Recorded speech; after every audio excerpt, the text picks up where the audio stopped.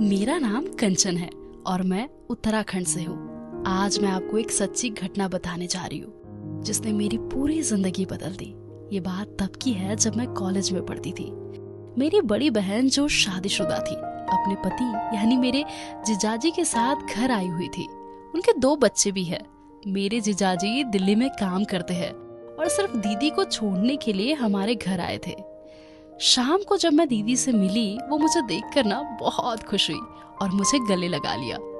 मेरे पूछने पर पता चला कि जीजाजी बिना मुझे मिले ही वापस चले गए थे। तो मैंने ना उन्हें फोन पर कहा, मैं अब आपसे नाराज हूँ और कभी आपसे बात नहीं करूंगी। मेरी बात सुनकर दीदी हंस पड़ी और जैसे ही मैंने फोन रखा, मेरी माँ ने मुझे डांटना शुरू कर दिया। तुझे कब अकल आएगी? अपनी दीदी से ही कुछ सीख ले। बिना बात के उनसे नाराज हो गई। उसको अचानक जरूरी काम था इसलिए चला गया। दोबारा जब तेरी दीदी को लेने आएगा तब मिल लेना। मेरी दीदी ने बीच में टोकते हुए कहा, मम्मी इसको कुछ मत बोलो, इसका पूरा हक है नाराज होने का। शाबाश कंचन, बस ऐसे ही इनको परेशान करते रहेंगे हम, ना तुम कम ना हम।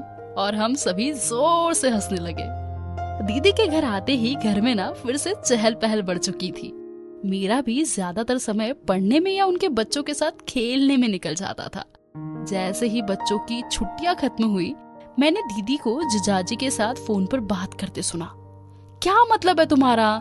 मैं अकेले ही बच्चों को लेकर दिल्ली आ जाऊं और तुम्हारा हमारे लिए कोई फर्ज नहीं? वहां जीजाजी ने भी कुछ कहा होगा पर वो मुझे सुनाई नहीं दिया। पर दीदी ने दोबारा जवाब में कहा, देखो जी, तुम्हारा बिजनेस क्या हमसे ज्यादा इम्पोर्टेंट है? जब देखो काम काम काम। साल में एक बार बच्चों ने घूमने आना होता है, उसमें भी तुम्हें पैसे कमाने हैं। मुझे दोबारा फोन मत करना। और उन्होंने फोन रख दिया। मैंने हिम्मत करते हुए दीदी से पूछा, क्या हुआ दीदी? क्या आप रो रही है? जैसे ही दीदी ने मेरी तरफ देखा, वो मुस्कुरा दी। नहीं तो मुस्कान, मैं तो ठीक हूँ। मैंने चौंकते हुए पूछा, अभी तो आपका मूड बहुत खराब लग रहा था जब आप फोन पर थी। दीदी ने कहा, मैं छोटी सी लड़ाई कर रही थी तेरे जीजाजी से, और ये आम बात नहीं है। इनको जब कुछ प्यार से समझ नहीं आता ना, तब मुझे लड़कर समझाना पड़ता है। सच बात तो ये है कि मुझे इनका पता है, इनका बिजनेस भी ज्यादा परेशानी वाला है और ये खुद के लिए भी टाइम नहीं निकाल पाते। इन्हें हमारे और बच्चों के भविष्य की चिंता कुछ ज्यादा ही रहती है। तो मैं चाहती थी अगर ये हमें लेने आते तो थोड़ा इन्हें भी ना रेस्ट मिल जाता। तो मैं जानबूझकर इनसे लड़ती हूँ क्योंकि ये मुझसे लड़ाई में हमेशा हारते ही है। और क्या, वो तो सॉरी सॉरी सॉरी बोले जा रहे थे। देखना, अब जरूर आएंगे हमें लेने। शायद अभी मैं दीदी की बातों को सही से समझ नहीं सकती थी। एक तो लड़ाई कर रही थी जीजाजी से और वो भी उन्हीं के लिए। चलो मुझे क्या, बस दीदी खुश रहनी चाहिए, चाहे वो जीजाजी से लड़ाई करे या माँ से। थोड़े दिनों में उनके जाने का समय आ गया, लेकिन जीजाजी लेने नहीं आ पाए। हम सभी उन्हें रेलगाड़ी में चढ़ाने गए। सभी बहुत दुखी थे और मैं भी।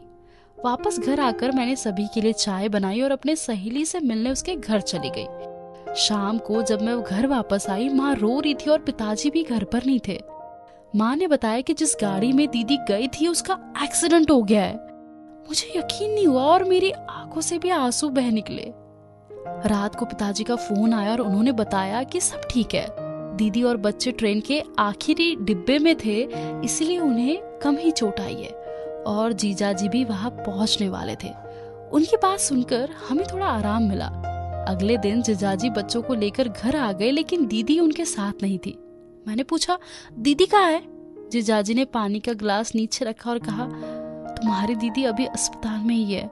उसके सर पर चोट आई थी तो मैं वापस जा रहा हूँ। बस बच्चों को तुम संभालो, मुझे वापस अस्पताल जाना है।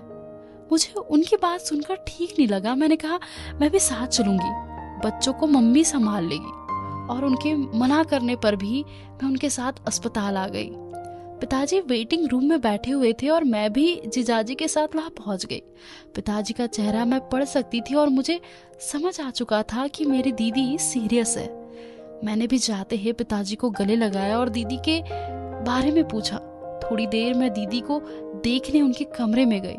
उसके बदन में कई चोट के निशान नहीं थे, बस एक पट्टी की हुई थी सर पर और ऐसा लग रहा था कि वो नींद में है। पर डॉक्टर के अनुसार वो कोमा में थी। उसे जोर का झटका लगा था और उसका सर सामने वाली सीट पर लगा था, जिससे उसके सर के अंदरूनी हिस्से में चोट लगी थी। पता लगा कि पहले वो होश में थी और बच्चों को लेकर बैठी थी, और जैसे ही पिताजी को देखा, उन्हें बच्चों को पकड़ाते हुए वो बेहोश हो गई थी और अभी तक बेहोश ही थी।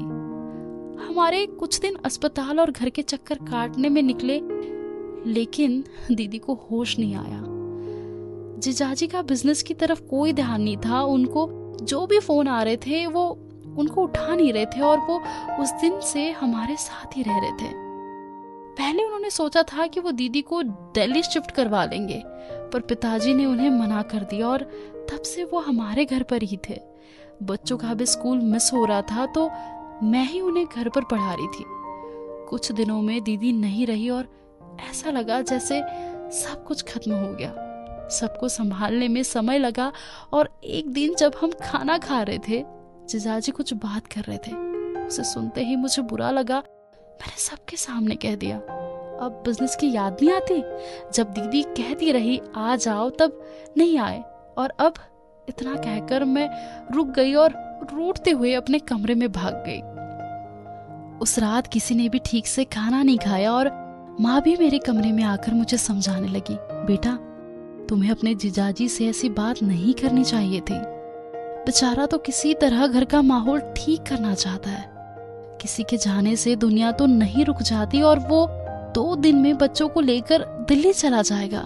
पता नहीं कैसे संभालेगा बच्चों को और खुद को। इसलिए तेरे पिताजी उनको कह रहे थे कि यही शिफ्ट हो जाओ, लेकिन तेरी बात सुनकर मुझे नहीं लगता वो यहाँ रुकेंगे। मैंने अपनी माँ को गले लगाया और रोते हुए कहा, दीदी हमें छोड़कर क्यों चली गई? काश मैं मर जाती उनकी जगह। बेटा ऐसा नहीं कहते, मेरी माँ ने मुझे संभाला हुआ था, और मुझे समझाते समझाते वो भी मेरे पास ही सो गई। अगली सुबह मैंने जिजाजी से माफी मांगी और सब नॉर्मल हो गया, लेकिन जिजाजी अभी भी दिल्ली जाना चाहते थे। पिताजी ने अब उनको कुछ कहना बंद कर दिया था। जिजाजी अपने बच्चों के साथ अगली सुबह दिल्ली चले गए, और हम भी किसी तरह अपनी अपनी जिंदगी में बिजी होने की नाकाम कोशिश करने लगे।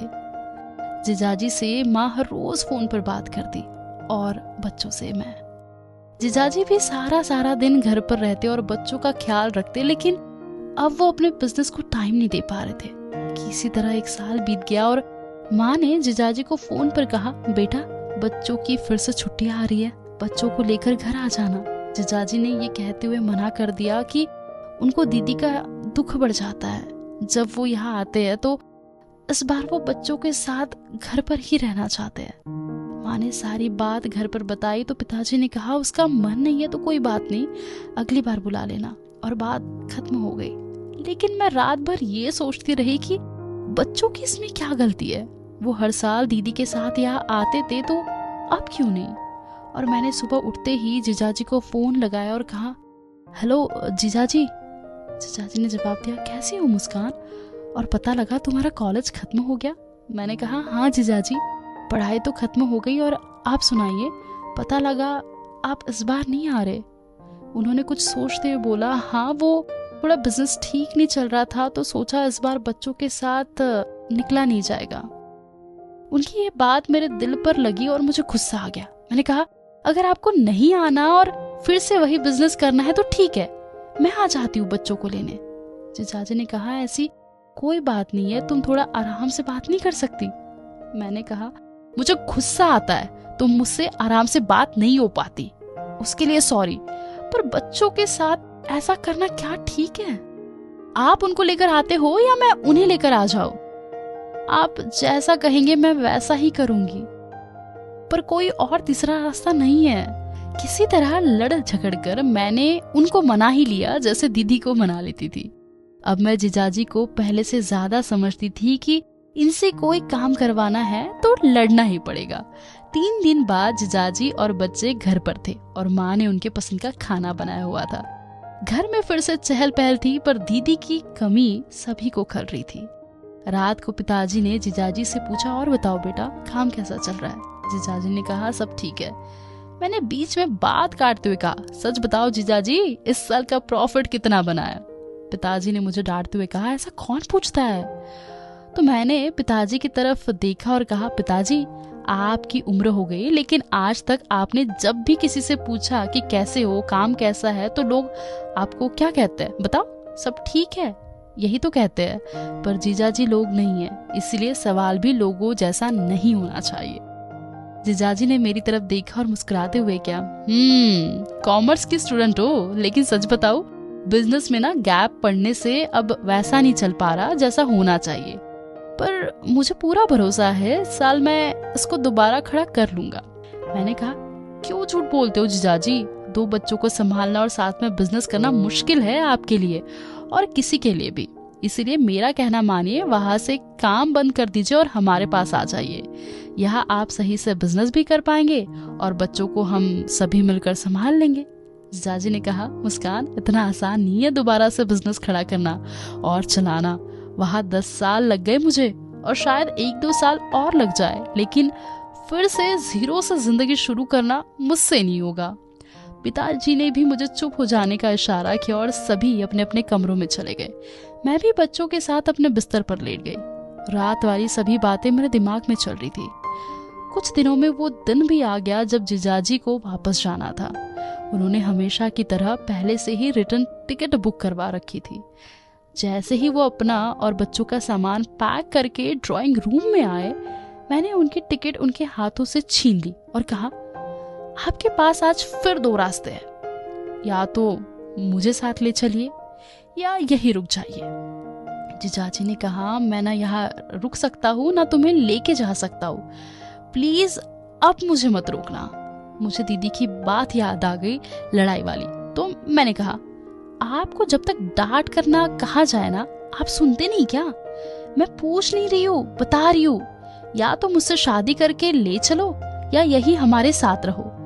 शादी की बात सुनकर सभी चौंक गए, लेकिन मैंने ना मन बना लिया था, इन बच्चों को मैं माँ का प्यार जरूर दूंगी, चाहे उसके लिए मुझे कुछ भी करना पड़े। मेरी माँ के आंखों में आंसू थे और उन्होंने मुझे गले लगाते हुए कहा, आज मेरी बेटी बड़ी हो गई। अगर आपको ये कहानी पसंद आई हो और आप इस कहानी को आगे सुनना चाहते हैं तो कमेंट करके जरूर बताइए।